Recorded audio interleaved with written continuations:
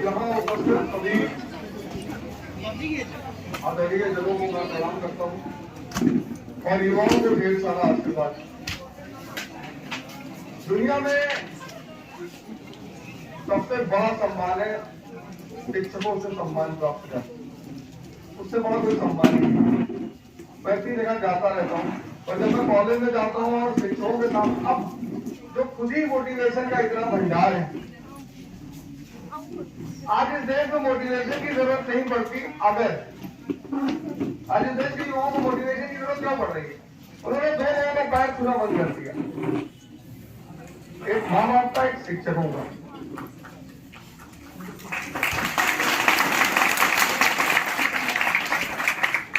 हम स्कूल में थे तो हमारा टीचर हमारे सामने अगर 10 बार पढ़ता था तो हम 10 बार उसका पैर छूते। हमारे पिताजी कहते थे कि बेटा ये दो लोग दुनिया में ऐसे हैं जो इतना बड़ा दान देते हैं, शिक्षक और माँ बाप। इनको सिर्फ एक चीज की जरूरत होती है और उसके बदले में रिटर्न इतना ज्यादा है कि LIC, HDFC, ICICI ये सब दे ही नहीं सकते। और वो रिटर्न क्या है? आशीर्वाद। मानते कुछ नहीं है। हमारे शुक्ला सर है, बायोलॉजी पढ़ाते थे, हमें क्लास 11 में, तो शहर में मिल गए पिछले हफ्ते। रोका मैंने उन्हें, अपने बेटे के साथ जा रहे थे और पकड़ लिया हम सब लोगों ने। हम 2-3 दोस्त थे, वो वही रोने लगे। हमने कहा सर साथ में, आज साथ में डिनर करेंगे, साथ में बैठेंगे, साथ में घूमेंगे। तो मैं आपसे सबसे पहला निवेदन इस मंच से कर रहा हूं कि उस आशीर्वाद को लेना फिर से शुरू कर दें। आपको शायद आगे आने वाले समय में फिर कभी मोटिवेशन की जरूरत नहीं पड़ेगी। जीवन में जीने के लिए शक्ति की जरूरत है, मोटिवेशन की जरूरत नहीं है।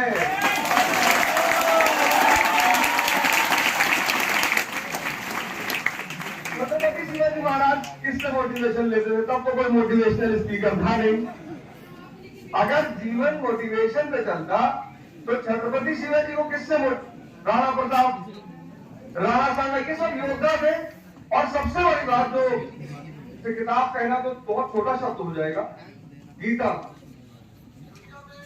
जिस देश में इतना बड़ा ग्रंथ है, स्वामी विवेकानंद पेरिस में थे तो बहुत सारे धार्मिक ग्रंथ रखे थे और सबसे नीचे गीता रखी थी।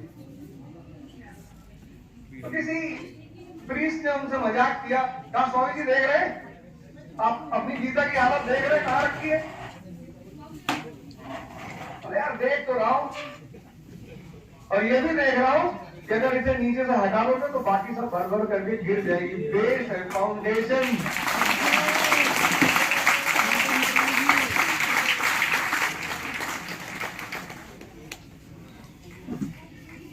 अब आपकी उम्र में जब भी कोई आदमी एंटर करता है, एंटर तो बड़ी खुशी से करता है।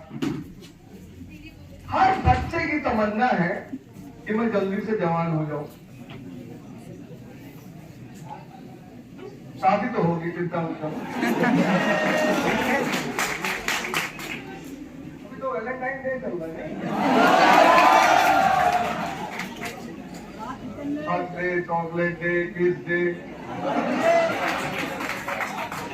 इतना डे मनाने के बाद बहुत सारे लोग रोते रहते, सर मेरी गर्लफ्रेंड मुझसे बात नहीं।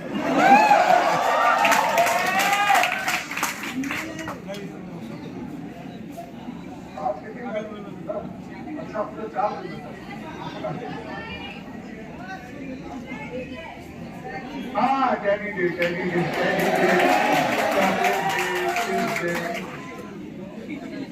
यार शिवरात्रि मनाया करो, ये सब डे वो मत मनाया करो। क्योंकि दुनिया में यही है यहाँ, यही है। तुम कहाँ बैठे, किस टाइम में बैठे हो? इस देश का जो आधार है, इस देश की जो संस्कृति है, वो इतनी शानदार, इतनी जबरदस्त है। आज यूपीएससी में, IAS में इस बार क्वेश्चन पूछा गया था कि विवाह एक संस्था के रूप में खत्म हो रही। मैं फिर से उसी क्वेश्चन पे आऊंगा जहां से मैंने शुरू किया था, लेकिन चूंकि किसी ने कहा कि शादी भी करनी है तो मैंने कहा एक बार इस पर भी चर्चा कर ली जाए। दोबारा शायद ये प्रसंग आए या ना आए। तो प्रसंग के साथ कभी कभी बात कर लेनी चाहिए। तो इस देश की संस्कृति इतनी स्ट्रांग है, इतनी मजबूत। डाइवोर्स जो वर्ड है वो वेस्टर्न वर्ड है, हमारी संस्कृति में है ही नहीं, उसकी जरूरत ही नहीं थी, क्योंकि विवाह भारत में एक धार्मिक कृत्य है। उसका एक कर्तव्य है सृजन करना और दूसरा काम है मुक्ति। पूरी शास्त्र लिखा हुआ है विज्ञान भैरव तंत्र का। लेकिन स्त्री चूंकि भगवान की प्रतिनिधि है धरती पर, पुरुष में नाराज होने की जरूरत नहीं, मैं उस पर भी चर्चा कर लूंगा।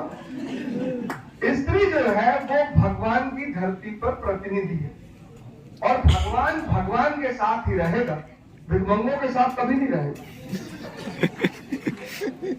उसका एक नेचर है, उसकी तुम आवश्यकता कहो या उसकी जरूरत कहो, वो अब शिव जी का जो रूप है, मतलब उनकी पत्नी को घर चाहिए रहने के लिए, तो लड़ नहीं रहे कि नौकरी करूं कि बच्चों को पालूं कि तुम्हारे लिए घर बनवाऊं, कोई झगड़ा नहीं, कुछ नहीं। पार्वती जी ने कहा यार मकान चाहिए हमारे लिए, घर बनवाओ।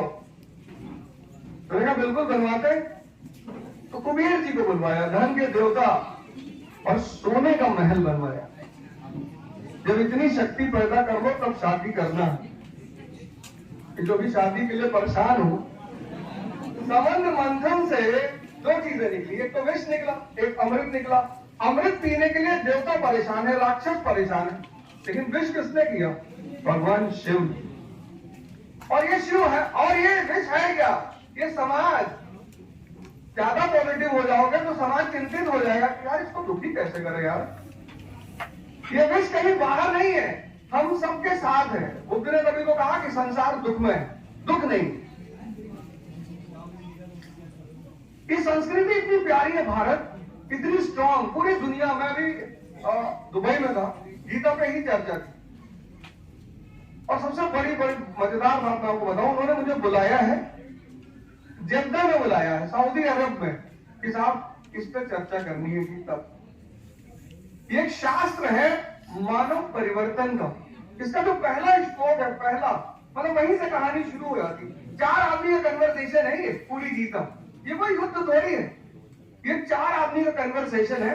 और इस कन्वर्सेशन में ह्यूमन परिवर्तन, हम सब सेंसस के लेवल पे जन्म लेते हैं, इंद्रियों के लेवल।